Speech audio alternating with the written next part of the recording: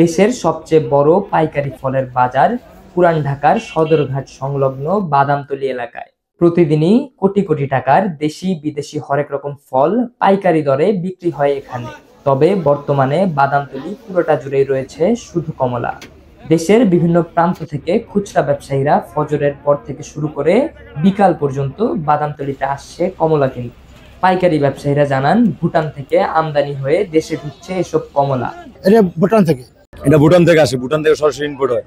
ছোট, মাঝারি এবং বড় আকারের এসব কমলা বাদামতলীতে আজ বিক্রি হচ্ছে 80 থেকে 140 টাকা দরে। আর খুচরা ব্যবসায়ীদের থেকে জানা যায়, তারা এসব কমলা ক্রেতাদের কাছে বিক্রি করছেন 160 থেকে 200 টাকার মধ্যে। ঐতিহ্যবাহী এই বাজারে আগের মতো আর চাঁদা নেওয়া হয় নাকি এমন প্রশ্নের জবাবে ব্যবসায়ীরা জানান, শেখ হাসিনা আমলে পুলিশরা দৈনিক 100 টাকা করে চাঁদা নিত। তবে 5 আগস্টের পর থেকে এখন পর্যন্ত ফল বিক্রির জন্য কারো কাছেই তেমন কোনো টাকা দেয়া লাগছে না তাদের।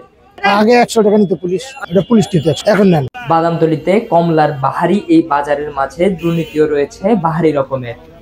প্রায় 20 বছর ধরে ব্যবসা করছেন নাম প্রকাশে অনিচ্ছুক এমন এক ব্যবসায়ী আনন্দবাজারকে জানিয়েছেন, ভুটান থেকে শুল্কবিহীন বক্স প্রতি কমলা আনতে $14 থেকে $15 খরচ হলেও সিন্ডিকেট করে ব্যবসায়ীরা তা বিক্রি করছেন 4 থেকে 5,000 টাকায়। সব জায়গায় দেখবেন আপনি 5,000 টাকা বিক্রি করে, $15 না, এর কোনো ডিউটি নাই, ডিউটি ফ্রি ভুটানের কমলা। ডবল তারা যদি বেনিফিট করে তো ভোক্তাদের অবস্থা কি হবে? ভোক্তা অধিদপ্তর সহ প্রশাসনের সঠিক উদ্যোগের অভাবের কারণে এখনো বাদামতলী বাজারের সিন্ডিকেট ভাঙা যাচ্ছে না বলে মন্তব্য তার।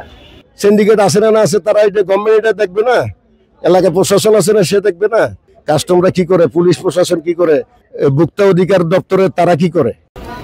মেহেদী হাসান কাউসার, দৈনিক আনন্দবাজার, ঢাকা।